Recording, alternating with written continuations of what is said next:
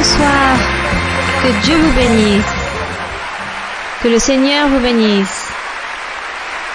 Je suis très heureuse d'être ici parmi vous. Très joyeuse d'être ici, mes frères et sœurs. Que le Seigneur puisse vous bénir.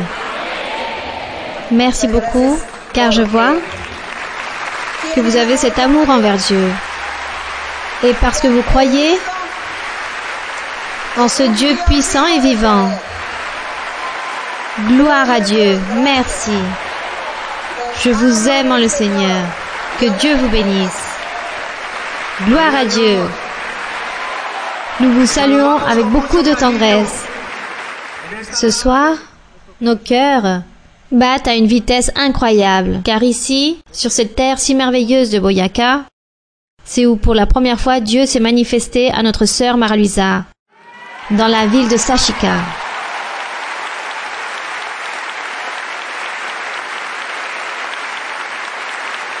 Et c'est là où tout a débuté, cette merveilleuse bénédiction qui est comme un rêve, dans lequel Dieu, à chacun d'entre nous, nous a donné cette véritable joie. Un fort applaudissement pour le Dieu qui vit. Alléluia! Que le nom de notre Seigneur puisse être glorifié, de ce Dieu vivant qui vit depuis des siècles jusqu'à l'éternité.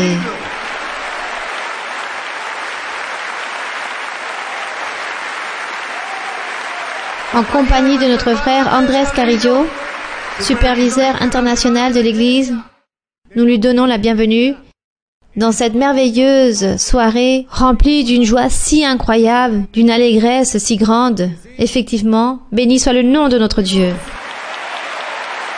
Béni soit ce Dieu qui vit, ce Dieu qui est merveilleux, ce Dieu qui est puissant. Et oui, notre sœur Mara-Luisa a grandi dans ce département si merveilleux qui s'appelle... C'est cela, très fier. Ici, il y a tous les habitants de Boyacá, et surtout tous abrités sous un titre, car même s'il y a des frères et sœurs qui viennent de différents lieux, nous sommes tous ici abrités, Dieu nous abrite sous un même nom, l'Église de Dieu, ou épouse de l'agneau, ou les enfants de Dieu. Béni soit le nom du Seigneur. Nous voulons aussi vous présenter le superviseur de toutes les églises de Boyacá, qui se trouve ici en train de nous accompagner, c'est le frère José Muñoz. J'allais justement vous demander d'applaudir, mais je vois que c'est fait. Il s'agit d'un ministre du Seigneur, un grand collaborateur. Et lui, excusez-moi mes frères et sœurs, on n'a pas l'habitude de le faire, mais je voudrais dire quelque chose. Vous savez ce qu'il y a de plus beau dans cet homme? Ce qu'il a ici à l'intérieur. Ce cœur qu'il a, cette humilité avec laquelle il vit, c'est un exemple pour vous, ceux ici de Boyacá, de ce frère ici présent. Que Dieu puisse continuer à vous bénir et à vous soutenir. J'aimerais beaucoup que le frère José puisse partager avec nous certains témoignages, un ou deux, par rapport au commencement de l'Église, car lui, il a commencé dans l'Église qui se trouve à Tourbeke, et celles qui ont suivi, c'était Sashika. Tout d'abord, il y a eu celle de Sashika avec la révélation du rêve de notre sœur Mara-Luisa et ensuite Tourbeke. C'était les premières églises qu'il y a eu. Lorsque l'église a commencé, elle était à Bogota, à Tourbeke, ici ensuite à Boyacá. Donc mon frère José, s'il vous plaît, si vous pouviez vous diriger à l'assemblée et puis ici nous partager un témoignage. Merci. Bonjour mes frères et sœurs, que Dieu vous bénisse. Merci mon frère Carlos Alberto, mon frère Andrés. Aujourd'hui, je me sens très heureux, très joyeux. Pour moi, il s'agit d'un rêve de voir ce peuple aujourd'hui ici réuni. Ma sœur Mara-Luisa, bienvenue. Nous pouvons aujourd'hui contempler tout votre travail, ma sœur. Depuis que l'église a commencé ici à Boyacá à peu près il y a 35 ans. Et pour moi, ma sœur, ce fut d'un grand honneur d'être à côté de vous en train d'apprendre la doctrine. Comme disait le frère Carlos Alberto, s'il y a quelque chose en moi, c'est parce que Dieu m'a enseigné à travers la sœur. C'est pour cela que nous aimons beaucoup notre sœur Mara-Luisa ici à Boyacá.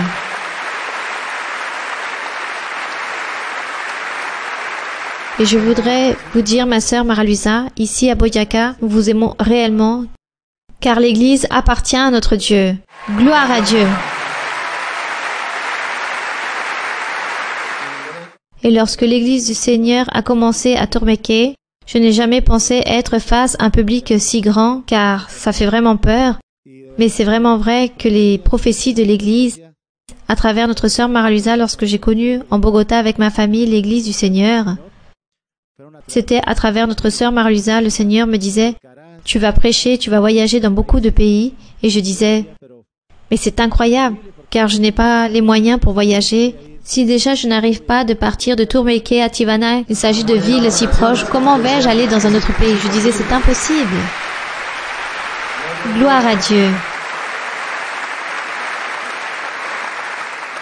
Et lorsque j'ai commencé à servir le Seigneur, je me suis remplie de peur. Il y a le frère Carlos Buños, le pasteur de l'église qui a commencé ici à Tourméquet, Tivana. Et lui, il me disait à l'époque, « Tu vas aujourd'hui commencer le culte de louange. » Et moi, je lui répondais, « Non, je ne suis pas capable de lire la Bible devant mon père, ma mère et mes frères car ils sont là. » Et lui, il me disait, « Vas-y. » Et à ce moment-là, la sœur Mara-Luisa est arrivée par surprise au culte. Moi, j'étais derrière. Et le frère me dit, « Va donner le culte aujourd'hui. » Et moi, je lui répondais, « Moi ?» Et lui me disait, « Oui, c'est la sœur qui en a décidé ainsi. » Et moi, je disais, « C'est vrai, ma sœur, c'est moi qui dois initier le culte aujourd'hui. » Et pour moi, c'était quelque chose, je ne pourrais pas vous l'expliquer. Et je ne faisais que remercier le Seigneur. Et à partir de là, a commencé la prédication. L'Église du Seigneur a commencé à Tivana. Ce fut un fruit ici à Tourméquet, mais ensuite on a commencé à nous jeter des pierres. Notre consolation, notre force, notre soulagement, c'était aller à Bogota et nous retrouver avec la sœur et que la sœur puisse nous imposer les mains et qu'elle puisse nous dire « Il ne va rien se passer, continuez vers l'avant ». 2-3 paroles, mais qui nous remplissaient de sûreté et de conviction en Dieu. Et ensuite nous étions prêts pour être face à l'Église.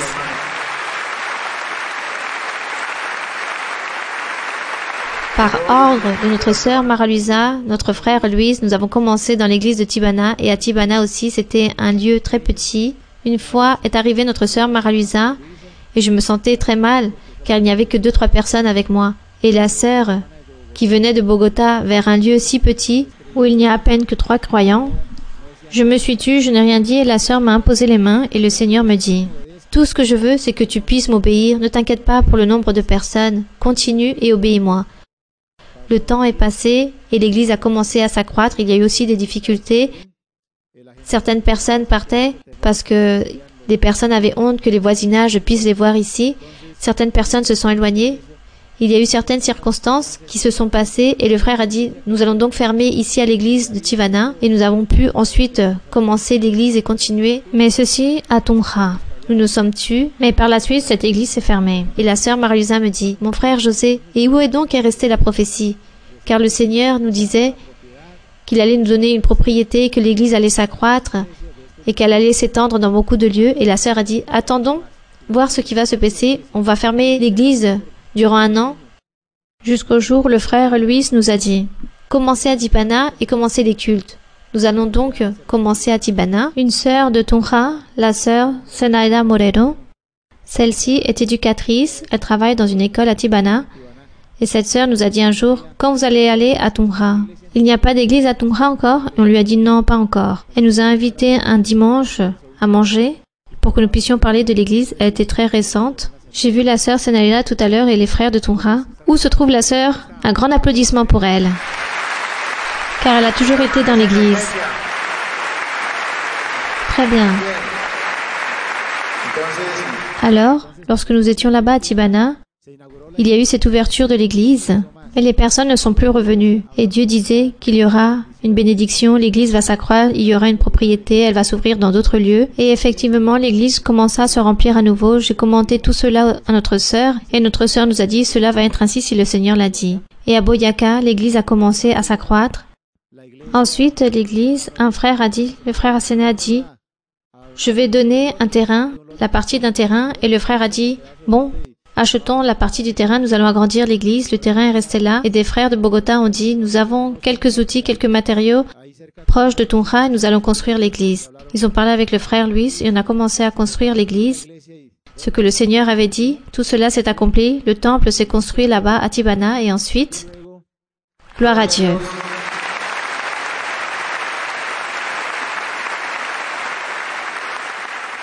Ensuite, lorsque nous étions en train de faire l'ouverture de l'église, le lieu était déjà assisté car l'église était déjà tourbequée à l'église à Bogota. Et moi je disais ici aussi il y a des difficultés, je ne veux pas revenir ici dans l'église, je ne veux plus revenir ici, par le fait qu'on nous lançait beaucoup de menaces. Le frère prêchait et moi je prophétisais.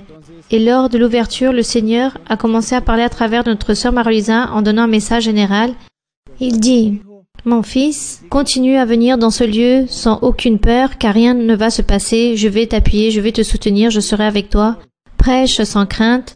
Tu vas te marier, tu vas voyager dans beaucoup de lieux, mais tu vas commencer ici dans cette région. Je t'ai choisi pour que tu puisses travailler dans cette région. Et je disais: ah, mon frère Carlos va se marier, car il est en train de parler de lui. Lorsque le Seigneur dit: mon fils José, c'est bien à toi que je me dirige. Moi, je suis restée. Gloire à Dieu.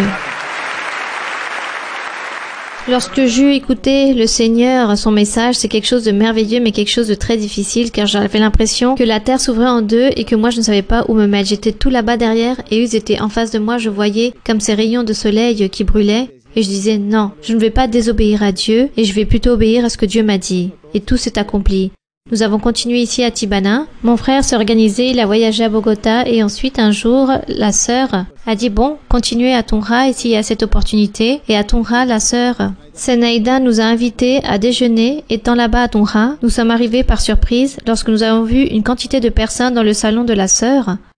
La sœur, très heureuse, elle pleurait de joie. Elle disait à ces personnes: j'ai invité tous les voisins. Et j'ai une grande surprise pour vous. Et je vais vous donner un cadeau que jamais vous allez oublier. C'est quelque chose de merveilleux. Et tout le monde faisait attention à ce qu'elle disait. Et elle se demandait qu'est-ce que ça allait être. Et elle a commencé à dire: j'ai connu une église à Tibana où je travaille, où Dieu parle. Et là, les frères sont ici. Que eux, ils puissent vous expliquer. Et on s'est regardé et on s'est dit: et maintenant, qu'allons-nous faire? Et mon frère Carlos leur a parlé. Et maintenant, mon frère José va vous prophétiser. Et j'ai commencé à leur donner la prophétie. Ce fut quelque chose de très merveilleux. Les personnes pleuraient. Et les personnes ont commencé à se réunir dans un salon, ensuite dans un grand garage.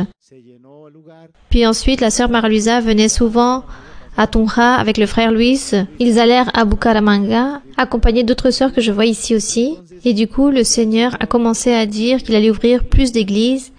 La sœur Senaïda eut dans son cœur cette allégresse, cette envie d'inviter la famille de son époux, ses belles-sœurs, ses beaux-frères, sa belle-mère, et elle nous a invités à Duitama. Elle a parlé à sa famille et elle nous a dit la même chose. À toute la famille, eux aussi veulent connaître de Dieu. On a parlé aussi donc avec la famille Sipa, qui ont su valoriser toutes choses provenant de Dieu. Ces informations étant remontées à Bogota, le frère Luis et la sœur Marie-Louisa ont dit: mes frères, Carlos et Josué, alors que le frère Josué puisse venir ici à Tonra et puisse visiter ceux de Duitama. Et on lui a demandé: mais qui va prêcher à Duitama? Vous, mon frère. Mais à partir de quand? Ce dimanche, mon frère. Tout fut très vite. Je me rappelle tellement, mes frères et sœurs, que le frère, lui, avait dit: pour l'instant. Et la sœur a dit: non, il peut prêcher. Et moi, j'ai dit: ma sœur est à Tibana et à Tourbeque, maintenant qu'il y a Carlos et Mercedes. Gloire à Dieu que tout cela s'est accompli. Gloire au Seigneur, car si aujourd'hui je suis ici, c'est grâce à notre Dieu, aux paroles de notre sœur Marie-Louisa, à son soutien. Ce fut quelque chose de merveilleux, de si grand, et c'est pour ça que je suis très heureux. Et je sais, mes frères et sœurs, qu'est-ce que ce ministère si grand. Ensuite, ici, à Duitama, le Seigneur a continué à prêcher dans la famille de Sipa. C'est une famille très nombreuse. Nous avons commencé le culte dans le garage. Le nombre de croyants augmenta. Nous avons dû donc changer de lieu dans un nouveau local. Et le propriétaire de ce lieu nous disait: depuis que je vous loue ce lieu, je voudrais vous en donner un autre à louer. Car depuis que je vous loue ce lieu, Dieu m'a beaucoup béni. Et cet homme n'allait même pas à l'église. Et effectivement, ce fut de grandes bénédictions, car il a réussi à louer 4 étages dans cet immeuble depuis qu'il est arrivé à l'église. Gloire au Seigneur. Dieu a commencé à le bénir, mes frères et sœurs. Il lui a donné la bénédiction. Sont arrivés ensuite les frères et sœurs de Sogamoso. L'église de Sogamoso a commencé à grandir énormément. Je ne veux pas beaucoup m'étendre, mais lorsque le Seigneur nous a donné ici la bénédiction, le frère Manuel Sipa, qui est d'ici de Duitama, me disait: mon frère, là-bas, où aujourd'hui se trouve l'église, la nouvelle église de la nouvelle construction, c'est quelque chose de merveilleux. Il disait: je vois des drapeaux qui viennent, qui montent et qui descendent. Et on disait: sûrement l'église de Dieu va être à ses côtés. On n'a jamais pensé que cela allait être ainsi. Et aujourd'hui, nous avons cette propriété si merveilleuse là-bas de l'église. Gloire à notre Dieu. Et je veux, mes frères et sœurs, réellement vous remercier. Remercier notre frère César Moreno et notre sœur Angela, cette tendresse si merveilleuse que vous avez eue envers nous, car notre frère César nous a tant fait rire, ainsi que notre frère lui, je m'en souviens tellement de lui, il venait à Tunja, il nous donnait des informations. Toujours avec le frère Carlos, nous avons été des frères qui avons beaucoup respecté toutes ces choses-là, car ça venait de Dieu. Et comme le frère a dit, tout a été ainsi. Il a eu un grand cœur pour nous donner ces grandes bénédictions, car ici à Boyaca, je pense qu'il y a à peu près 8 propriétés que Dieu nous a données. Une propriété ici à Duitama. Quelle bénédiction, gloire à Dieu. Mais regardez que tout cela a été un processus. Tout a été au fur et à mesure du temps, avec les efforts qui ont été donnés, en voulant chercher le Seigneur et en le priant. Et c'est très beau. Frère Carlos Buñoz, mettez-vous debout, premier pasteur ici à Boyaca, ainsi que notre frère José. Aujourd'hui, c'est le pasteur à Fusagasugá. De même que notre frère, c'est un ministre. Il aide à baptiser, à célébrer des mariages. Quelle bénédiction avec notre frère Buñoz. Ce fut un grand exemple pour cette famille au service de notre Dieu. Que Dieu puisse continuer à vous bénir. J'aimerais que les frères et sœurs, les pasteurs de Boyaca, vous puissiez vous mettre debout pour vous applaudir très fortement. Tous nos pasteurs ici de les églises de Boyaca, mettez-vous debout s'il vous plaît, car nous n'allons pas réussir à tous vous appeler pour une question de temps, mais applaudissons-les. Car eux, ils ont travaillé avec tout leur cœur. Ils se sont dévoués au Seigneur avec toute leur sincérité. C'est pour cela que Dieu les a toujours soutenus. Pour leur vertuel amour qu'ils ont envers l'Église à notre sœur Marie-Louisa. Gloire à Dieu. Gloire au nom de notre Seigneur. Bien, est donc arrivé le grand moment. Nous allons donc recevoir notre sœur Marie-Louisa. Quelle joie si immense! Quel privilège! Gloire à Dieu!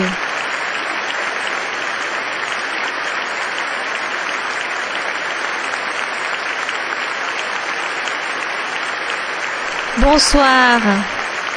Bonsoir mes frères et sœurs, mes très chers frères et très chères sœurs ici de Boyaca.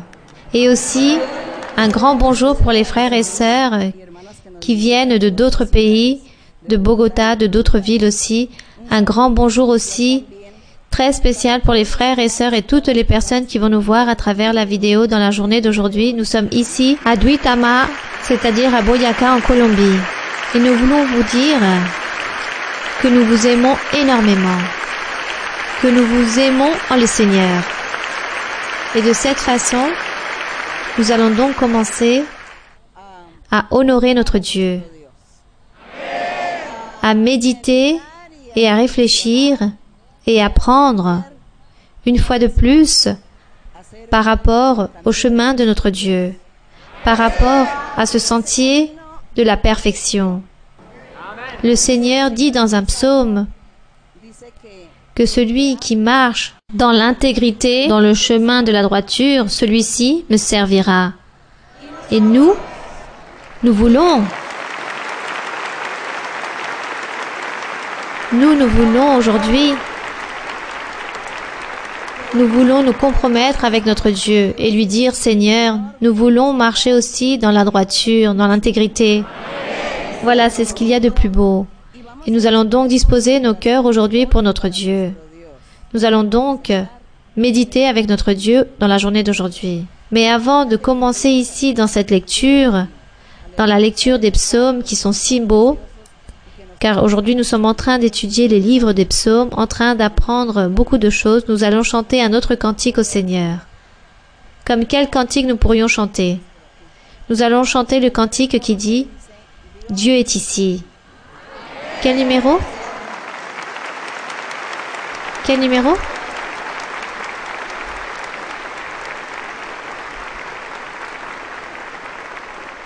Le 18. Le numéro 18. Nous allons donc chanter le cantique « Dieu est ici ». Est-ce que vous pensez que Dieu est ici? Où ça? Dans quel endroit? Oui, ici. Gloire à notre Dieu. Le Seigneur est ici. Nous allons donc chanter avec allégresse.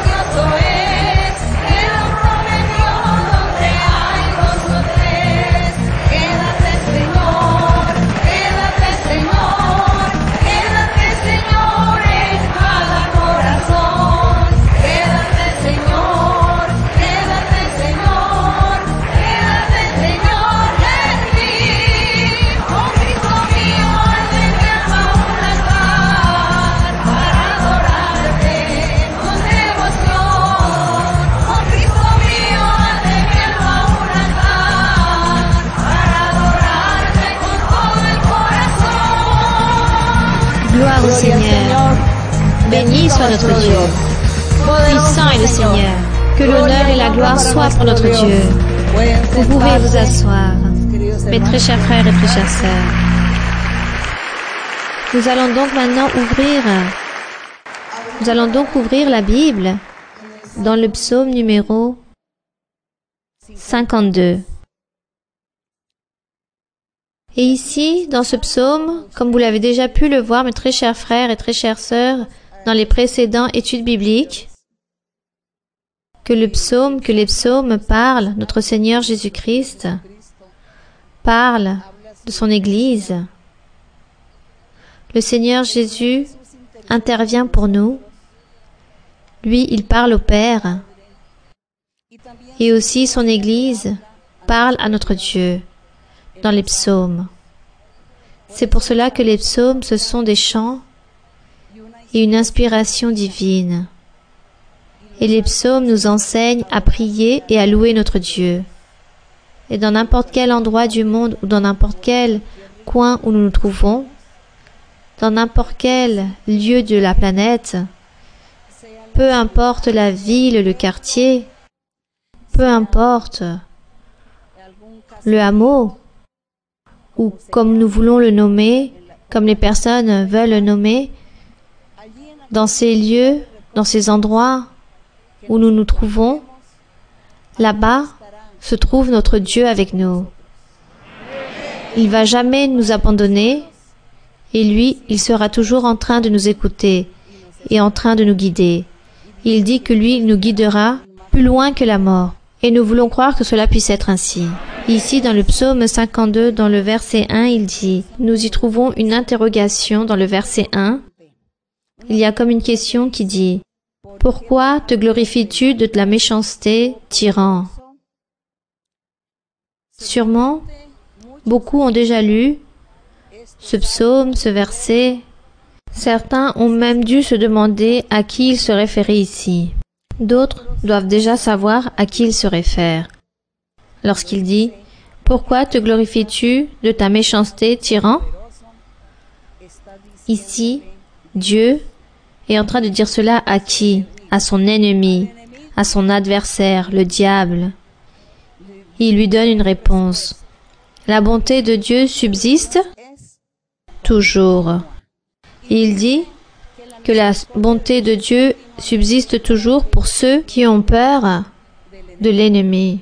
Il y en a beaucoup qui ont peur et qui sont effrayés de l'ennemi car ils disent « L'ennemi me fait beaucoup de mal car celui-ci me tente, il émet des tromperies, il émet des pièges contre moi, que dois-je faire? Je suis très inquiet. » Mais non, il dit que la bonté de Dieu, la miséricorde de Dieu subsiste toujours et c'est pour cela il ne faut pas que vous ayez peur de cet ennemi.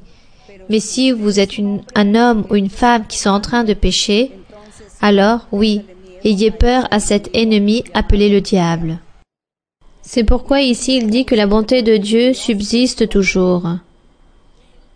Dans le verset suivant, il dit « Ta langue n'invente que malice ». Il parle à cet ennemi. « Ta langue n'invente que malice, comme un rasoir affilé, fourbe que tu es. » Voilà ce que fait l'ennemi, le tentateur, que lui, sa langue, est comme un rasoir affilé, en train de réaliser des choses mauvaises, en train de faire souffrir les personnes, en train d'établir des maladies, en train de réaliser des accidents, réaliser de la pauvreté, des tristesses, des amertumes, en train d'envoyer des querelles, des divisions, des irritations. Tout genre de choses mauvaises envoie ce tentateur dans nos vies. Mais la miséricorde et la bonté de Dieu ne s'éloignera jamais de nous. Dieu sera toujours avec nous. Nous avons ce Sauveur. Gloire au Seigneur. Et dans le verset 3, il continue à parler à ce tentateur. Vous avez apporté vos Bibles? Vous pouvez donc lire pour que vous puissiez participer aussi avec la lecture. Le verset 3. Tu aimes le mal plutôt que le bien, le mensonge plutôt que la droiture. Ça, c'est certain. Si nous voulons apprendre par rapport à la création du diable, par rapport à ces faits, à ces méchancetés, prenons du temps et lisons dans Ézéchiel chapitre 28 où l'on parle du diable. Et là, vous allez pouvoir apprendre qui était cet être. Mais ici, dans le psaume, il dit « Tu aimes le mal plutôt que le bien, le mensonge plutôt que la droiture. » Verset suivant, « Tu aimes toutes les paroles de destruction, langue trompeuse. » Tout cela, ce sont les choses mauvaises qu'a réalisé ce tentateur, cet ennemi, aux êtres humains depuis l'époque d'Adam, juste pour former et établir des groupes de personnes qui puissent aller contre Dieu. Et comme lui, il est devenu ennemi de Dieu, alors il a voulu aussi que l'homme, que l'être humain, que la personne terrestre puisse être ennemi de Dieu. Et ça, c'est la lutte que nous, aujourd'hui, nous sommes en train de mener, en train de lutter, en train de nous battre contre cet ennemi pour pouvoir lui enlever les âmes qu'il possède dans sa puissance et qui se sont convertis en des personnes indifférentes par rapport au nom de Dieu, pour pouvoir croire en Dieu, à la présence de Dieu. Ces personnes sont devenues indifférentes. Personne n'invoque le nom de Dieu. Personne ne cherche ni dépose cette confiance en ce Dieu véritable. Car cet ennemi, depuis le début, a voulu éloigner l'humanité de notre Dieu. Et nous, aujourd'hui, que nous avons été sauvés par Dieu, Dieu est en train de nous sauver et continuera à sauver beaucoup d'entre nous. Aujourd'hui, nous sommes en train de lutter contre cet ennemi et nous sommes en train aussi d'établir notre armée, notre groupe de personnes pour que nous puissions louer, que nous puissions chercher notre Dieu, que nous puissions continuer dans cette voie en train de glorifier notre Créateur, notre Maître, notre Père, car c'est lui qui mérite l'honneur et la gloire. Et nous sommes en train de travailler avec l'aide de Dieu et nous allons pouvoir ainsi réussir. Avec l'aide de Dieu, nous serons dans le monde entier, peut-être non nous personnellement, mais notre génération future, oui, en train de prêcher cet évangile si merveilleux, en train de prêcher cette parole, ce chemin de l'intégrité.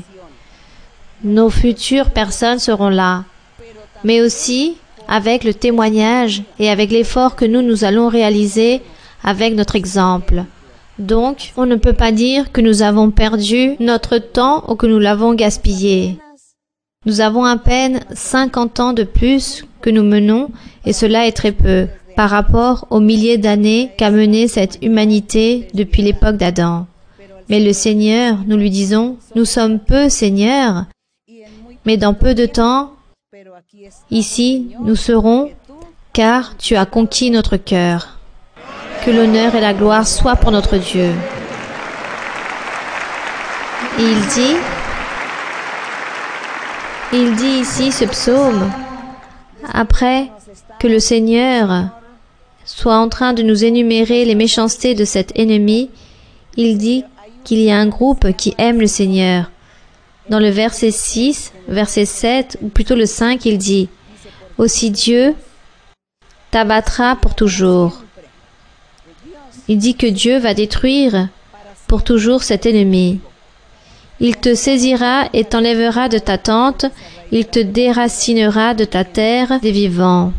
Et vous le verrez dans le verset 6 où il dit « Les justes le verront et auront de la crainte, et ils feront de lui le sujet de leur moquerie. » Le jour où cet ennemi sera là-bas, dans cet étang de feu, où la parole de Dieu dit qu'arrivera un jour cet ennemi pour avoir réalisé tant de méchanceté dans l'humanité aux êtres, pour avoir éloigné le cœur et la mentalité, les pensées des personnes de la présence de Dieu, ou le fait de croire en le Seigneur, il dit que les justes se moqueront. Oui, sûrement cela se verra. Et dans le verset 7, il dit « Voilà l'homme qui ne prenait point Dieu pour protecteur, mais qui se confiait en ses grandes richesses et qui triomphait dans sa malice. » Et dans le verset 8, il y a cette promesse si merveilleuse. Il parle d'un être très merveilleux, d'un être qui est celui qui nous a ici tous séduits, d'un être qui a souffert pour nous, qui s'est donné pour nous, qui s'est rendu pour nous, qui nous a donné un exemple, qui a envoyé son Saint-Esprit pour qu'il puisse être parmi nous. Il a envoyé ses dons spirituels pour que nous puissions avoir un motif de continuer vers l'avant, de lutter pour ce Dieu véritable, pour que nous puissions en profiter de tous ces dons et de la présence du Seigneur. Cet être merveilleux qui est venu, comment il s'appelle? Notre Seigneur Jésus-Christ. Dans le verset 8, lisez-le. Et moi, je suis dans la maison de Dieu, comme un olivier verdoyant. Je me confie dans la bonté de Dieu, éternellement et à jamais. Il dit, je suis dans la maison de Dieu comme un olivier verdoyant. Malgré les méchancetés de l'ennemi de Dieu, malgré que cet ennemi a éloigné toutes les personnes, il les a éloignées de Dieu. Cependant, cet olivier, il dit, moi, je suis comme un olivier verdoyant dans la maison de Dieu. Cet olivier, c'est notre Seigneur Jésus-Christ. Là-bas, dans Zacharie, il me semble que c'est le chapitre 4 du livre de Zacharie, où il parle de deux oliviers qui sont là-bas, dans la maison de Dieu. Ils sont là-bas, en train d'éclairer à tout instant, car ils disent qu'ils sont avec deux lampes remplies d'huile et qu'ils sont en train d'allumer constamment, qu'ils sont là-bas, dans la maison de Dieu. Et aussi dans Apocalypse, on mentionne ces oliviers et on dit que c'était eux les promoteurs du début de l'évangile de Jésus-Christ. Ceux promus, ceux qui ont commencé à prêcher et à enseigner ce merveilleux évangile véritable de Jésus-Christ. Et nous vivons pour cet évangile. Nous vivons de cet évangile. L'évangile pur du Seigneur Jésus-Christ, qui est celui que nous, aujourd'hui, nous sommes en train de prêcher avec l'aide de Dieu, avec l'aide du Saint-Esprit, car nous ne sommes pas en train d'enseigner quelque chose avec nos propres forces humaines ou avec notre intelligence humaine. Ce que nous enseignons, c'est parce que c'est Dieu qui nous le donne. C'est lui qui nous le révèle. Le Saint-Esprit est là, attentif pour révéler, pour enseigner, pour guider, pour orienter, pour nous donner des éclaircissements sur chaque verset de la Bible, sur chaque paragraphe, sur chaque chapitre, sur chaque livre. Le Saint-Esprit est là, en train de nous enseigner ces véritables évangiles. On remercie notre Dieu. On remercie cet olivier verdoyant qui a subsisté depuis toujours et jusqu'à l'éternité, là-bas devant la présence du Père, dans le temple du Père, dans la montagne sainte où habite le Père de la sainteté. Glorieux est le Seigneur. Donc il dit qu'il confie en ce véritable Dieu. Nous confions en lui. Et dans le verset 9, il dit, « C'est pourquoi je te louerai toujours. » Voilà ce que dit cet olivier verdoyant. Mais aussi, disent les enfants de cet olivier verdoyant. Et qui sont les enfants de ce olivier verdoyant? Très fièrement, nous pouvons dire que c'est nous-mêmes. Nous sommes les enfants de cet olivier verdoyant qui est là devant la présence de Dieu. Et nous aussi, nous pouvons dire à notre Dieu, Seigneur, nous voulons être comme cet olivier verdoyant. Nous voulons aussi être ainsi. Nous voulons être ces branches de cet olivier. Je ne sais pas si vous vous rappelez, dans Jean, dans le chapitre 15, il me semble, le Seigneur dit, « Je suis quoi? Je suis le vrai cep. » Il dit, « Je suis le vrai cep. » Qu'est-ce que le cep? Il désigne le tronc d'un arbre et les branchages d'un pied de vigne, d'où un olivier. C'est pourquoi, heureusement, vous ici, dans ces endroits, vous connaissez les oliviers, car ici, il y en a beaucoup. Donc, le Seigneur Jésus dit, « Moi, je suis le vrai cep. » Je suis ce cep verdoyant. Vous, vous êtes quoi? Les sarments ou les branches? Ou les branches de cet olivier. Et il dit, toute branche ou tout sarment qui ne mène pas les fruits, c'est-à-dire les olives, tout arbre qui ne porte pas de fruits sera quoi? Sera jeté dehors comme le sarment ou se séchera, ou il sera brûlé. Car tout celui qui portera un bon fruit, je vais le purifier pour qu'il puisse porter quoi? Encore plus de fruits. Gloire à notre Dieu. Promesse de cet olivier verdoyant qui est ici dans la maison de notre Dieu. Gloire au Seigneur.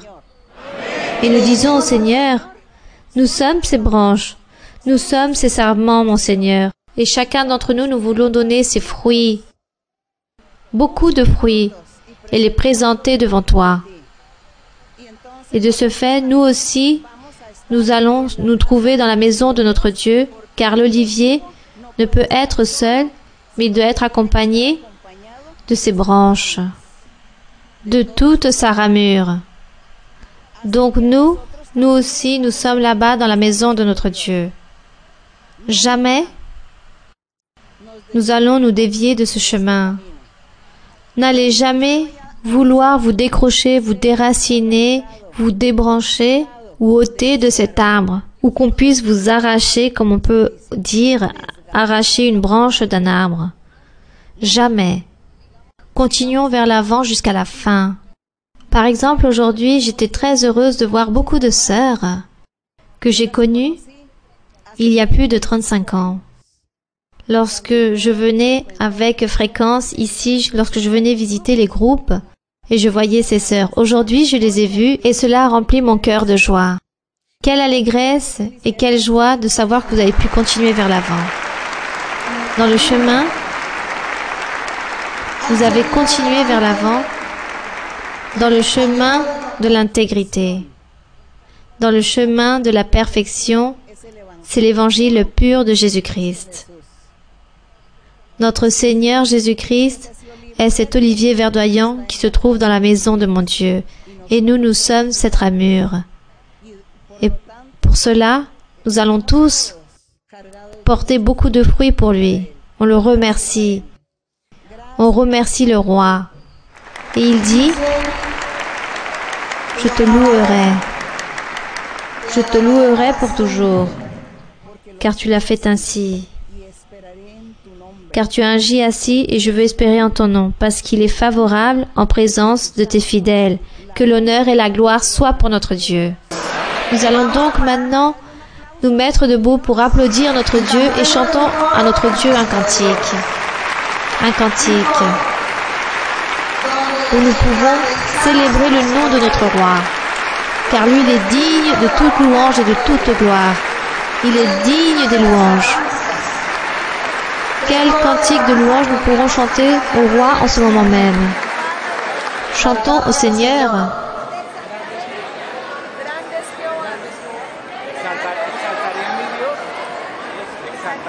Chantons donc, je t'exalterai, mon Dieu, mon roi, et ensuite chantons le cantique, ou plutôt chantons celui qui dit, celui-ci est le Christ que je prêche. Gloire à Dieu. Et ensuite chantons, je t'exalterai, mon Dieu, mon roi. Gloire à Dieu.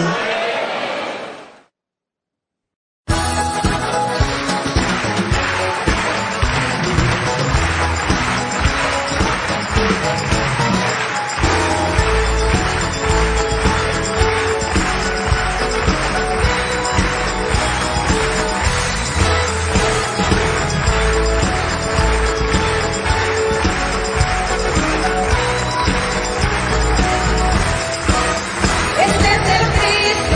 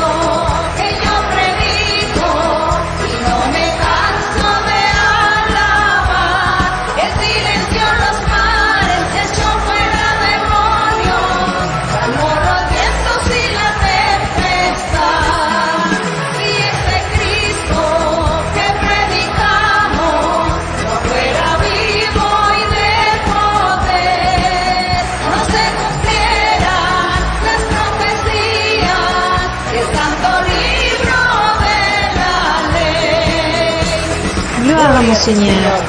Béni soit le nom de notre Seigneur. Louange à notre Dieu. Glorieux est le Seigneur. Il nous dit que si, aujourd'hui, les prophéties ne seraient pas en train de s'accomplir, toutes ces promesses qui sont écrites dans la Bible, alors nous ne croirons pas en ce Christ. Mais comme nous avons vu les miracles et les prodiges et le pouvoir de Dieu aujourd'hui avec nous, alors nous pouvons voir que ce qui est écrit dans la Bible est la vérité. Et ce que nous, aujourd'hui, nous prêchons, c'est la vérité. Et le Christ qui se manifeste aujourd'hui aussi est le véritable. Le même hier, aujourd'hui et pour toujours. Chantons donc au Seigneur, « Je t'exalterai, mon Dieu, mon roi. » Gloire à Dieu.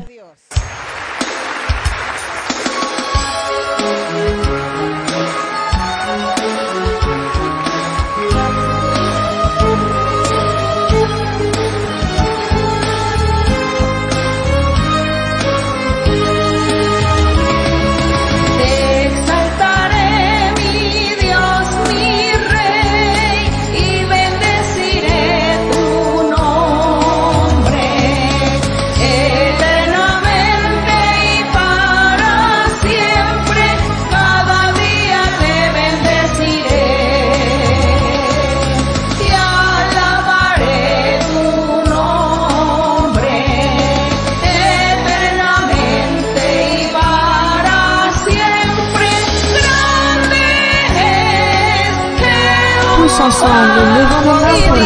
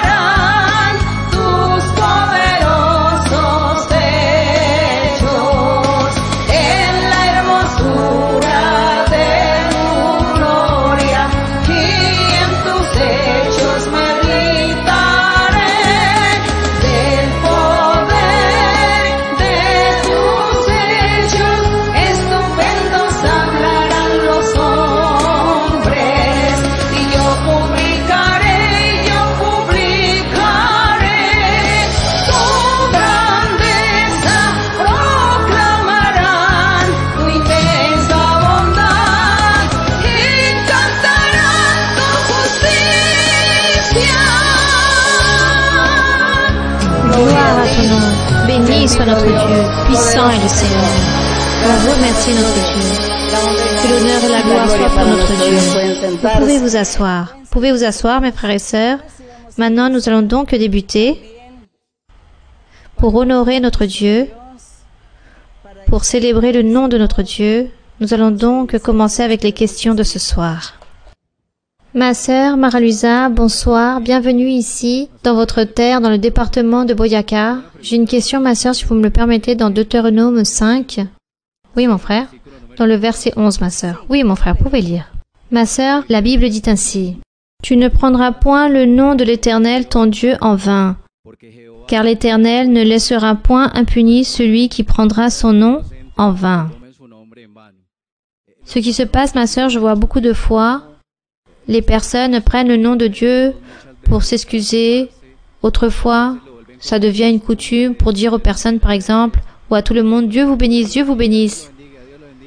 Donc je voudrais savoir, ma sœur, si vous pouviez nous enseigner un peu plus par rapport à ce verset dont parle la Bible dans l'Ancien Testament. Je vous remercie énormément, ma sœur Maraluisa, et que Dieu puisse vous donner une longue vie pour que vous puissiez continuer à nous enseigner. Merci, ma sœur Maraluisa, et que Dieu vous bénisse. Il faut prendre en compte que les personnes parfois se remplissent ou nous remplissons parfois de coutumes.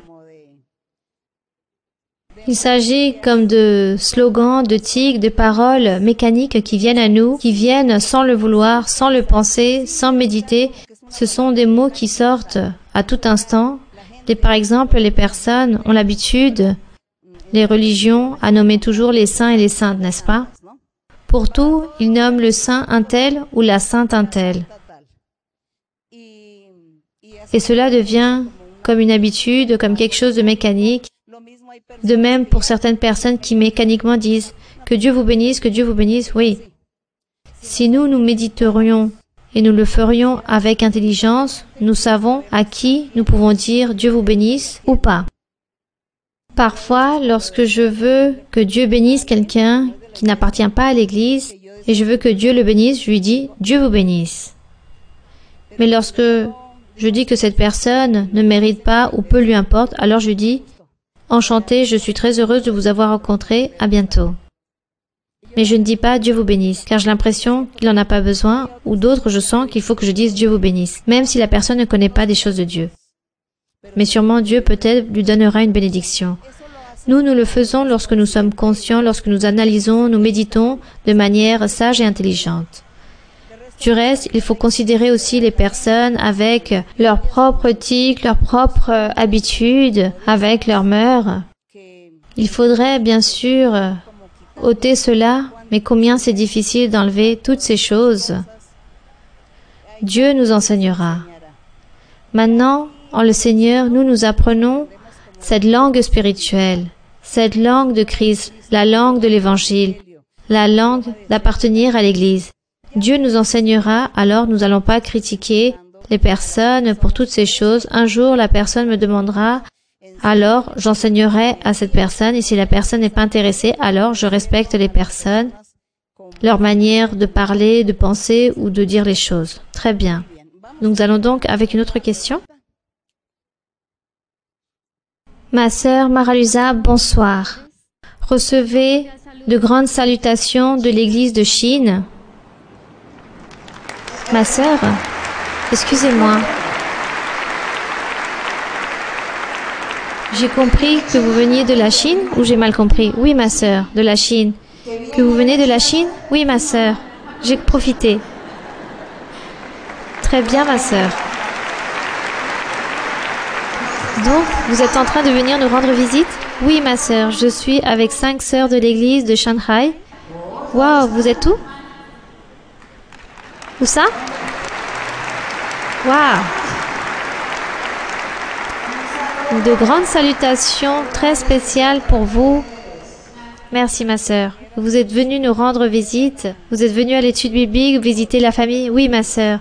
Pendant que les Chinois sont en train de célébrer le Nouvel An chinois, nous avons dit, nous allons aller en Colombie pour célébrer par rapport à notre église et profiter. Nous allons reçu beaucoup de bénédictions, ma sœur. Bien. De grandes salutations, ma sœur. Que Dieu vous bénisse, ma sœur. Merci. De grandes salutations de l'église de Shanghai, du frère Carlos Rivera, l'église aussi de Guangzhou, ainsi que de notre pasteur, la sœur Soradia Victoria vous envoie de tendres salutations et nous vous attendons là-bas aussi, ainsi que tous ceux qui nous accompagnent. Merci également et pour vous tous.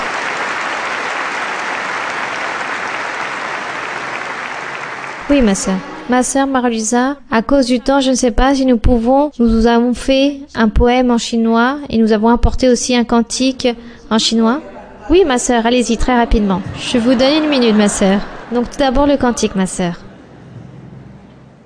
1, 2, 3. 我知道你在这里，上帝知道你在这里，我知道你在这里，上帝知道你在这里，灵魂在美丽，灵魂在美丽，灵魂在美丽，我知道你在这里，灵魂在美丽，灵魂在美丽，灵魂在美丽，我知道你在这里。Merci, c'est très beau. Merci. Et maintenant, ce beau poème, ma sœur. Notre Père Céleste nous a inspiré ce soir pour vous, ma sœur. Merci. À la merveilleuse reine du Seigneur.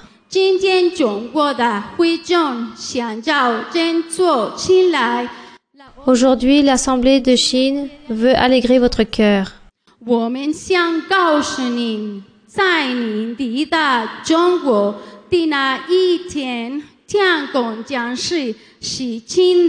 Nous voulons vous dire que le ciel sera de fête le jour de votre arrivée en Chine.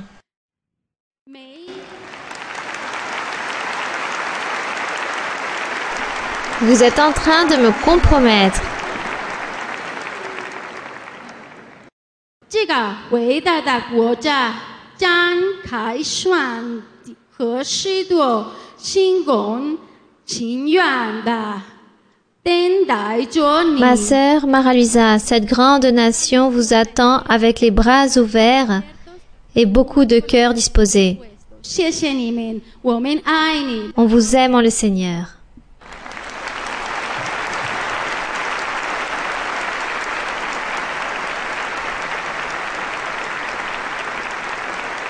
Merci. Merci ma sœur. Et pour tout votre effort, car on dit que parler en chinois c'est très très difficile. Ma sœur, c'est très facile. Facile? Oui. Ouh là là. Du moins, nous apprenons que Shandi, c'est Dieu dans ce cas.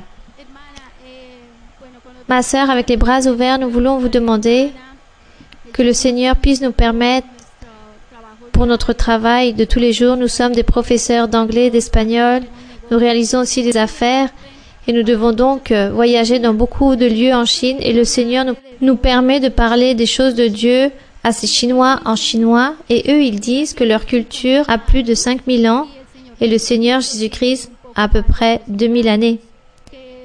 Donc eux ils disent que cela n'est pas important pour eux car s'il serait important, le Seigneur se serait révélé avec sa parole bien avant. Donc ma sœur, avec quel argument la parole de notre Père Céleste puisse atteindre leur cœur et cette bonté que le Seigneur a établie en ses fils qui se trouvent ici dans cette nation. Et l'autre question serait, ou plutôt une pétition spéciale, ma sœur, serait vis-à-vis de votre prière envers les captifs, les prisonniers colombiens en Chine, car aujourd'hui il y a des sœurs de l'Église qui sont les mères de ces prisonniers qui ont connu l'Église en Chine et nous savons que le Seigneur sera miséricordieux, car celles-ci ont réalisé un travail incroyable avec doctoresse Ana Paola Agudelo et aussi avec d'autres personnes que le Seigneur a établies du gouvernement, car le Seigneur a déposé beaucoup de bonté dans les consulats de Shanghai, de Guangzhou. Ça, ce sont mes questions, ma sœur, et que Dieu vous bénisse. Donc par rapport, merci beaucoup. Merci pour votre visite. Et si Dieu vous a envoyé pour ces lieux, c'est parce que Dieu vous a envoyé pour que vous puissiez prêcher, publier les choses de Dieu pendant qu'il est possible. Pendant que les portes puissent s'ouvrir d'opportunités, car là-bas c'est très difficile. Et ces personnes qui se demandent que Dieu ne s'est pas manifesté il y a plus de 5000 ans et que le Seigneur Jésus n'a que 2000 ans, non. Justement, dites-leur, Dieu vous aime, chacun d'entre vous, car il nous a envoyés pour que nous puissions vous parler de Dieu, de ce Dieu invisible, que personne ne voit, mais nous le sentons. Donc Dieu nous a envoyés car il vous aime. Donc vous leur dites ainsi. Et que le Seigneur Jésus existe depuis il y a 2000 ans? Non, cela est un mensonge. Dieu existe depuis avant la création. C'est juste qu'il vivait en esprit. Mais ensuite, dans son pouvoir, il est devenu un être humain, il est resté un temps sur la terre. Mais lui, il continue à être le même Dieu. Et lui, il vous aime tellement qu'il nous a envoyés pour que nous puissions vous prêcher. Voilà la manière d'évangéliser. Aussi, par rapport aux personnes qui se trouvent en prison, demandez et priez pour eux, car nous ne savons pas comment cela se passe là-bas, si on peut visiter ou pas les personnes, leurs familles, qu'elles puissent demander à Dieu que leurs familiers qui regardent les études bibliques puissent à ce moment-là établir leurs vœux face à Dieu par rapport à ces personnes qui sont en prison. Et déposons notre confiance sur la bonté de notre Dieu. Et merci encore, et que Dieu vous bénisse. Que Dieu puisse vous remplir d'habileté et d'une grande intelligence pour pouvoir gagner beaucoup d'âmes pour Dieu. Bien, continuons avec une autre question. Bonsoir, ma sœur. Recevez une grande salutation des églises de Tourmeque et de Nuevo Colón. Il s'agit d'un grand privilège et d'un grand honneur de pouvoir être face à notre mère spirituelle. Ma sœur, merci beaucoup pour nous aider, pour nous guider et pour nous conduire dans ce ciel si merveilleux. Ma sœur, j'ai une question. Elle se base dans le livre de Lévitique, chapitre 18, verset 7. Lévitique 18, 7. Oui, ma sœur. Oui, ma sœur, pouvez lire. Il nous dit ainsi, « Tu ne découvriras point la nudité de ton père, ni la nudité de ta mère. C'est ta mère, tu ne découvriras point sa nudité. » La question est, ma sœur, il s'avère que beaucoup de personnes s'abstiennent d'aider leurs propres parents, que ce soit le père ou la mère, sujet qui a un rapport très spécialement avec la personne très âgée, car cette dernière requiert une attention très spéciale. Par exemple, les laver, les nettoyer, et cela a un rapport par rapport à son aspect personnel. Et de ce fait, certaines personnes peuvent compter avec certains moyens pour occuper avec une tierce personne cette attention, mais les personnes qui n'ont pas ces moyens économiques, comment faire pour ne pas affronter le commandement de Dieu et pouvoir être châtié à cause de cela? Car dans Genèse chapitre 9 verset 22, Noé vint à maudire son propre fils Cham pour avoir vu la nudité de son père. Merci ma sœur. Bien. Il faut donc savoir mesurer les choses. Chaque sujet a un point de vue différent. Ici, il parlait, Dieu enseignait. Dieu était en train d'enseigner ici dans le verset 6 par rapport au sexe, lorsqu'il dit que nul de vous ne s'approchera de sa parente, c'est-à-dire il parlait du sexe, de l'intimité, et aussi par rapport au respect qui devait exister entre les parents et les enfants, entre frères et sœurs, entre tout cela.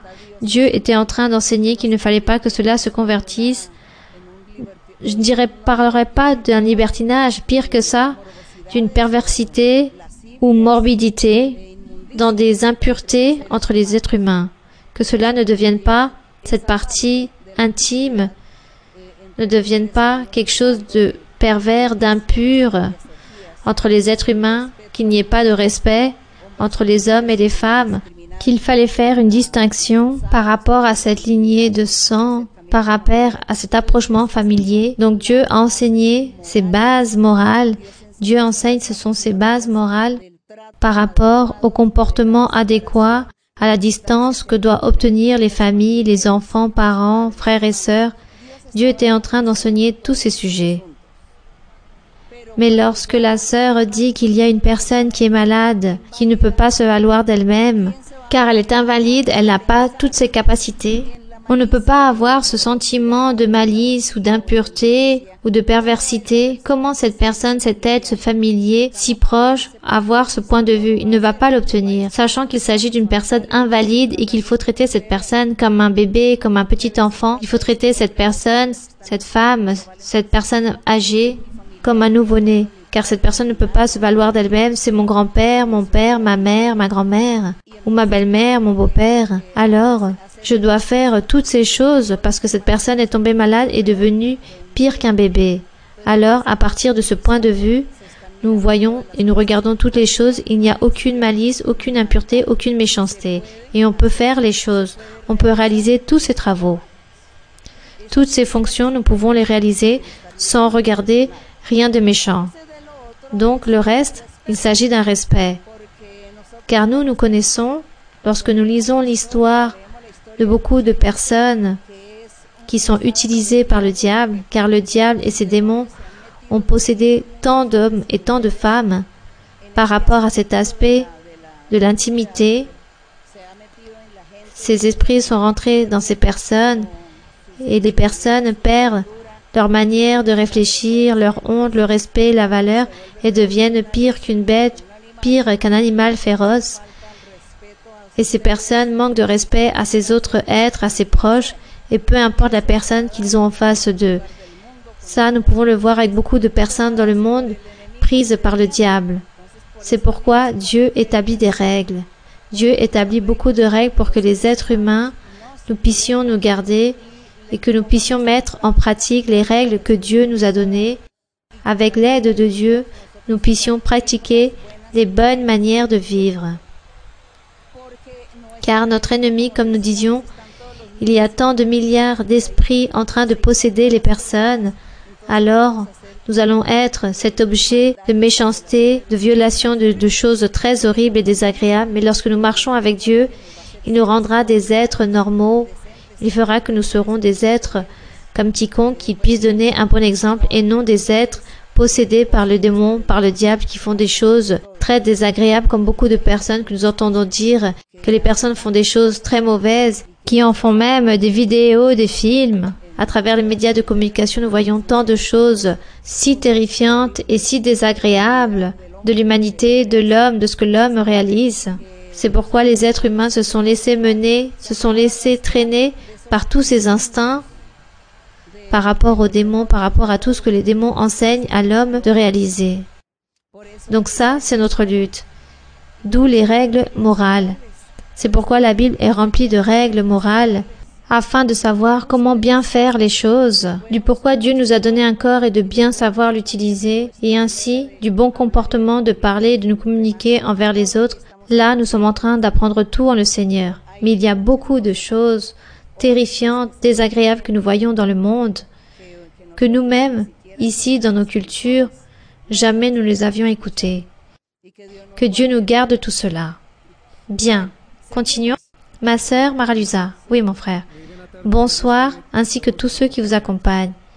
Ma sœur, comme il est écrit, comme vous nous l'avez enseigné aussi, Dieu s'est rappelé de Noé et a béni.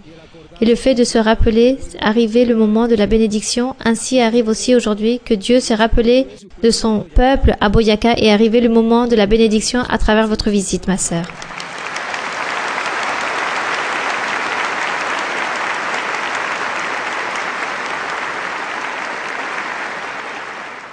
Ma sœur, ma question se trouve dans Luc 17, verset 10. Luc 17, verset 10. Oui. Je peux lire, ma sœur? Oui, mon frère. Il dit ainsi. Vous de même, quand vous avez fait tout ce qui vous a été ordonné, dites, nous sommes des serviteurs inutiles, nous avons fait ce que nous devions faire. Ma sœur, nous avions compris que être des serviteurs inutiles, c'est faire les choses dans le chemin de Dieu de manière robotique, comme si tout ce que nous faisions serait une routine, qu'il faut faire les choses parce qu'il faut les faire, mais beaucoup de fois on les fait sans les sentir dans notre cœur. Cependant, un jour vous avez dit, ma sœur, que l'Évangile est un mode de vie. Alors, nous faisons les choses avec plaisir, avec joie, avec cette envie de faire les choses en le faisant avec plaisir. Ma sœur, s'il vous plaît, à travers vos expériences, ma sœur, enseignez-nous comment vivre l'Évangile comme un mode de vie et non tomber dans cette routine comme des serviteurs inutiles. Rappelons-nous que l'apôtre Paul, à un certain passage, disait que lui, il n'avait rien fait pour le Seigneur. Que lui, il se sentait une personne inutile. Après avoir réalisé tout son travail, il disait « Je n'ai rien fait pour Dieu ». Et ça, c'est ce que le Seigneur nous enseigne ici. Il nous enseigne que nous sommes comme les serviteurs. Dans l'Antiquité, il y avait beaucoup de serviteurs. Aujourd'hui, on ne nomme plus les personnes ainsi. On parle d'employés, ou comment pouvons-nous les nommer encore? Ou les travailleurs, les salariés, des agents qui travaillent, les collaborateurs, les ouvriers, les employés.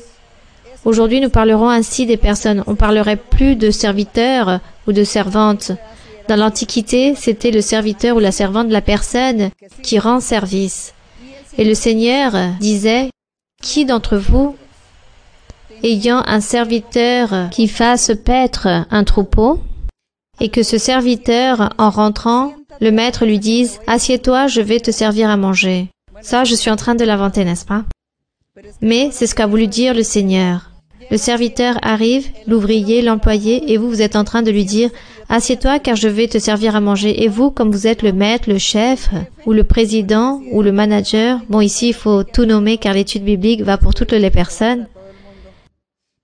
Donc, lui, il ne va pas dire à son auxiliaire ou à son assistant « Assieds-toi à table que je vais te servir ». Au contraire, comme c'est lui qui est en train de me servir. Maintenant que tu reviens de faire ton travail, maintenant, je vais m'asseoir et tu vas me servir à manger car tu es mon employé. C'est toi qui poseras la nappe, les couvercles, la nourriture et tout le reste. Voilà ce qu'a dit le Seigneur.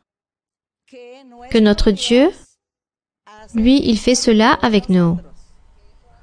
Voilà ce que fait Dieu avec nous. Nous sommes les serviteurs de Dieu, nous sommes à son service. Mais n'attendons pas que Dieu aille nous dire, toi, maintenant tu dois te reposer. Marie-Louisa, repose-toi, assieds-toi. Repose-toi, allonge-toi et ne reviens plus à l'église. Ne fais plus ce travail car tu as fait beaucoup de travail, tu as beaucoup travaillé. Maintenant, assieds-toi car maintenant, c'est moi qui vais te servir. Le Seigneur dit qu'il ne fait pas cela. Au contraire, Marie-Louisa, continue. Ne te lasse pas, tu dois continuer vers l'avant. Un jour, je disais au Seigneur, lorsque l'Église avait déjà 25 ans d'avoir commencé, j'ai dit, je vais demander au Seigneur qu'il puisse me mettre à la retraite car ça fait 25 ans que je prophétise. Maintenant, 25 ans que je donne la prophétie, il est temps maintenant que le Seigneur puisse me mettre à la retraite. Et le Seigneur me dit, quelle retraite? Continue. Maintenant, tu vas voyager dans toutes les églises pour prêcher et enseigner. Ça, c'est le travail. Il me l'a même multiplié. Il m'a multiplié les tâches. C'est le moment encore aujourd'hui qu'il me dit, tu dois lire la Bible, tu dois enseigner, va, pars, voyage, fais ceci, cela, tu dois prier. Le Seigneur est en train toujours de m'établir le travail. Il ne dit pas, ah, la pauvre, maintenant elle doit se reposer. Non. Voilà ce que veut dire ce verset. Nous, que nous allions jamais dire que nous avons fait le travail pour Dieu, que nous avons déjà fait les choses suffisantes pour Dieu. Ne disons jamais cela. Au contraire, jusqu'au dernier moment de notre vie, que nous puissions dire, je n'ai encore rien fait pour le Seigneur. Il m'a manqué encore gagner beaucoup d'âmes pour le Seigneur. Je n'ai pas réalisé encore le travail que Dieu m'a chargé de faire. On pourrait même dire, on ne l'a même pas encore commencé. Voilà ce que nous devons penser et dire au Seigneur. Voilà ce que le Seigneur Jésus-Christ a voulu ici enseigner. Que nous ne puissions jamais dire, ah non, maintenant j'ai tellement travaillé pour le Seigneur, je l'ai tant servi, que nous puissions toujours dire, je n'ai rien fait encore pour le Seigneur, absolument rien. Les années passent, et nous n'avons pas encore fait le travail. Je dois faire ceci et cela de ce que Dieu m'a parlé, ce qu'il m'a promis et de ce que je dois faire. Et moi, je n'ai pas encore fini ce travail.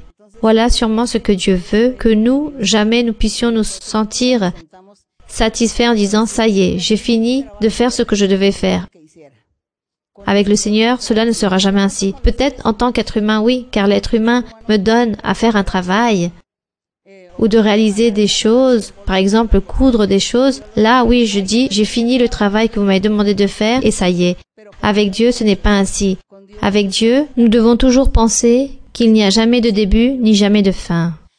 Je pense que le jour où chacun d'entre nous serons en train de mourir, sûrement nous allons mourir en train de prophétiser à quelqu'un et en train de parler de Dieu à quelqu'un. C'est cela. Il faut continuer. Continuez le travail. Merci beaucoup. Mes frères et sœurs, merci. Aujourd'hui, j'étais très heureuse avec vous. Mes frères et sœurs de Boyaka. Je regrette juste ne pas pouvoir être si proche de vous pour vous donner la main, car cela est impossible. Et là-bas, ceux qui sont restés là-bas derrière, au moins ici, vous pouvez me voir à travers l'écran. Je vous aime beaucoup. Bien. Et je me sens très joyeuse, très fière de vous. Vous, les Boyassans. Merci beaucoup. Merci et que Dieu vous bénisse. Et aux frères et sœurs qui vont nous voir à travers la vidéo, que Dieu vous bénisse également. Et merci beaucoup aussi, car les bénédictions que Dieu a données aujourd'hui ici à l'église de Duitama, Boyaka en Colombie, vous aussi, vous allez les recevoir. Vous êtes en train de les recevoir. À chaque fois que vous allez regarder cette vidéo, vous allez recevoir de grandes bénédictions du Seigneur. Donc, nous allons nous mettre debout et nous allons chanter au Seigneur. Qu'allons-nous chanter au Seigneur? Je veux chanter une merveilleuse chanson à mon Seigneur. Et je remercie chacun d'entre vous pour vous être déplacés, pour venir ici, d'avoir fait ce sacrifice, de venir si loin. Et de ce fait, Dieu aura une récompense pour chacun d'entre vous. Que Dieu vous bénisse. Bien, nous allons donc chanter à notre Dieu.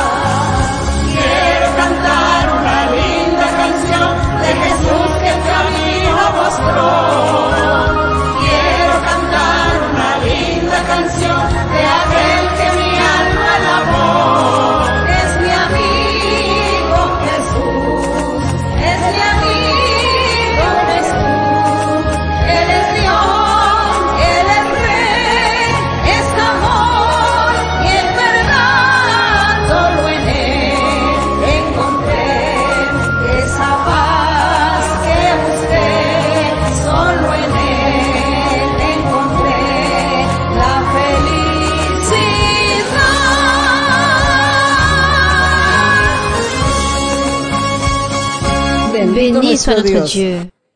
Nous allons donc prier notre Dieu. Et tous les frères et sœurs qui sont venus malades, avec une maladie, levez vos mains si vous le pouvez. Ou mettez votre main sur votre cœur si vous pouvez aussi, et demandez au Seigneur. Priez au Seigneur pour votre maladie. Aussi, pour les maladies comme les sorcellements, les envoûtements, pour tout cela aussi. Si vous pensez que vous êtes objet d'une sorcellerie ou d'un envoûtement, demandez aussi au Seigneur qu'il puisse vous libérer. Qu'il puisse vous libérer, qu'il puisse vous garder, vous protéger de toutes ces choses. Le fait d'être ici dans l'église du Seigneur, le Seigneur fait que vous êtes digne et vous protège de toutes ces choses. Tout cela ne va plus vous troubler, car Dieu sera en train de vous libérer, il sera en train de vous garder et de vous protéger. Et toute maladie, s'il y a des pétitions, des nécessités, des vœux qu'il y a dans votre cœur, nous allons tout établir devant la présence de notre Dieu et nous allons aussi louer le Seigneur et le remercier. Aussi pour que Dieu puisse vous garder dans votre chemin du retour vers votre foyer, vers votre domicile, qu'il puisse vous accompagner sans qu'il y ait des empêchements, qu'il n'y ait pas de danger, mais qu'il vous garde et vous protège. Tout cela, nous allons prier au Seigneur. Père Saint, Éternel Dieu, merci Seigneur, car ce soir, nous avons été ici présents en train de nous récréer dans ta vérité, en train de nous récréer dans ta parole, en train de connaître de plus en plus de ton chemin, de tes ordonnances, de cette parole, Seigneur, que tu as laissée placer dans la Bible, mais que toi, tu es en train de la vivifier chaque jour de notre vie à travers la présence de ton Saint-Esprit. À travers ta présence, Seigneur, nous t'avons connu, mon Seigneur, nous sommes en train de te connaître encore, et nous savons, Seigneur, que tu es un Dieu tout-puissant, un Dieu qui est fort, un Dieu d'amour, un Dieu de miséricorde, de bonté. Merci, Seigneur, car tu es celui qui nous écoute. Merci, car aujourd'hui, tu écoutes notre prière.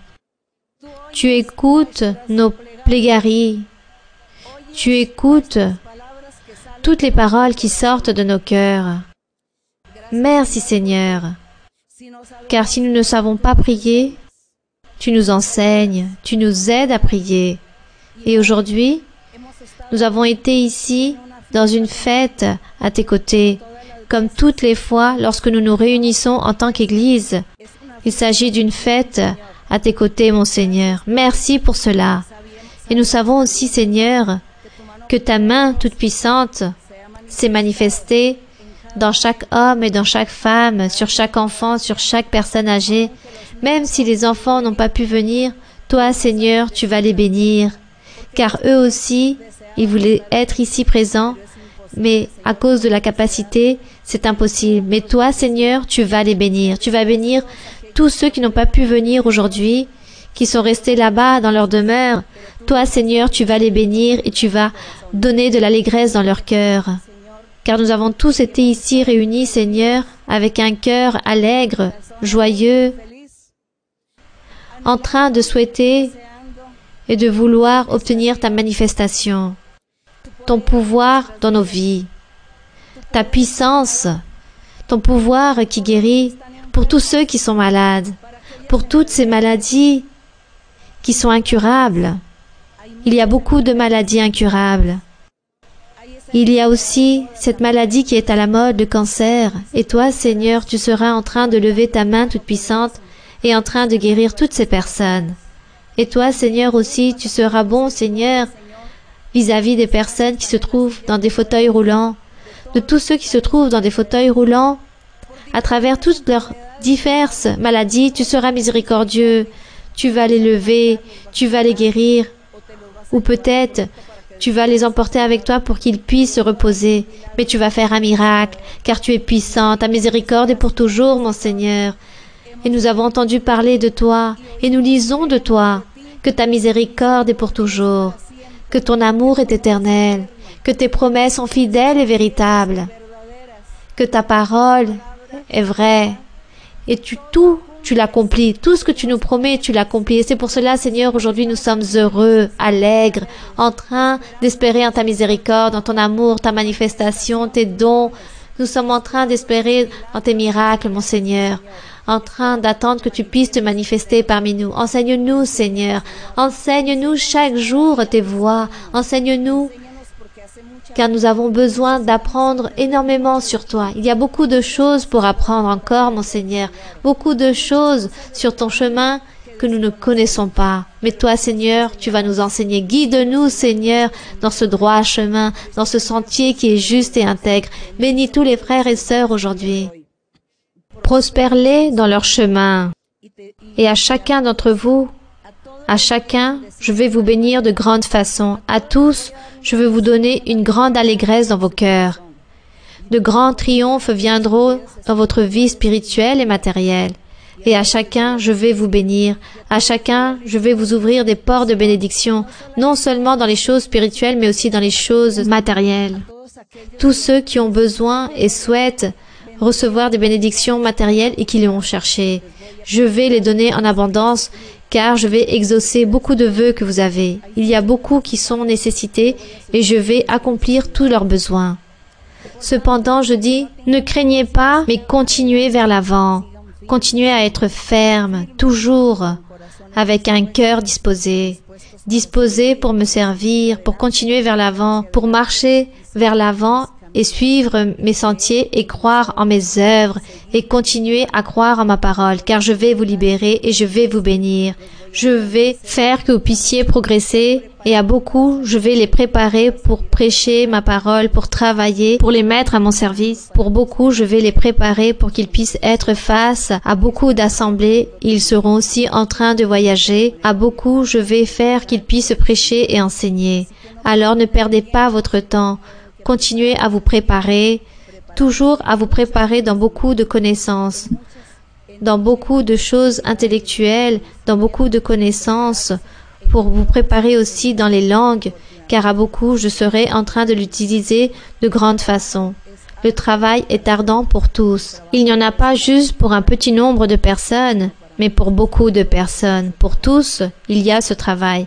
Alors, je suis en train de vous récompenser et je suis en train de vous donner de l'allégresse, de la joie, en train de vous libérer et en train d'ôter beaucoup de liens, en train de rompre beaucoup de chaînes que le diable a établies dans la vie de beaucoup et je suis en train de vous délivrer, de vous délier et aussi de guérir de beaucoup de maladies. Je suis en train d'enlever beaucoup de choses mauvaises, en train de changer beaucoup de cœurs et beaucoup de mentalités qui vivent dans les ténèbres. Je suis en train d'enlever beaucoup de voiles de ces personnes, car certains sont liés par l'obstination et je serai en train de ôter cela aussi, car je suis en train de réaliser une grande œuvre, en train de réaliser beaucoup de miracles, en train de libérer beaucoup de personnes. Alors continuez vers l'avant, ne vous inquiétez pas, car il y aura des bénédictions pour chacun d'entre vous et je serai en train de vous protéger de tout mal.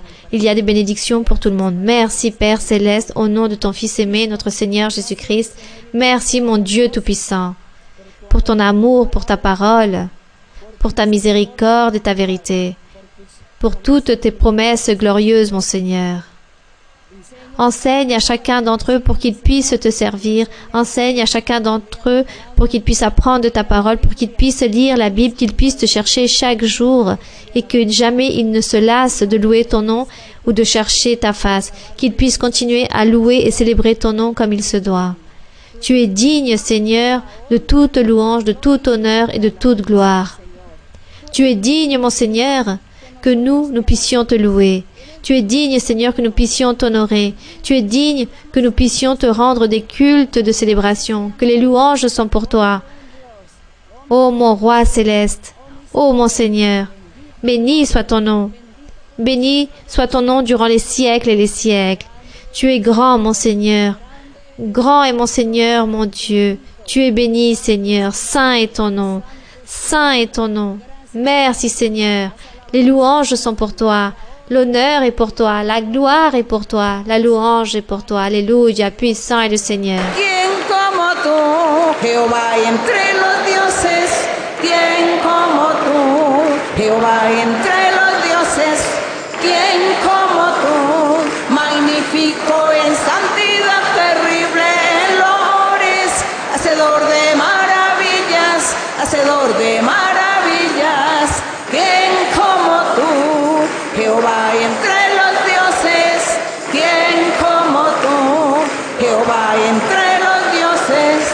¿Quién como tú, magnífico en santidad, terrible en loores, hacedor de maravillas, hacedor de maravillas? ¿Quién como tú, Jehová entre los dioses? ¿Quién como tú, Jehová entre los dioses? ¿Quién como tú, magnífico en santidad, terrible en loores, hacedor de maravillas, hacedor de maravillas? Gloria Gloire à al mon Señor. Seigneur. Béni soit le nom de notre Dieu. Ce cantique si merveilleux qui nous compromet, qui dit « Prends ma main, mon Seigneur ». Ça, c'est un cantique que nous devons chanter avec tout notre cœur, mais aussi en train de méditer en chaque parole, en train de nous compromettre avec le Seigneur. Toma por favor mi mano, Señor, contigo quiero ir, con sangre aquí pagaste por mí, te quiero hoy servir, anhelo poder lo malo vencer y en santidad vivir. Toma por favor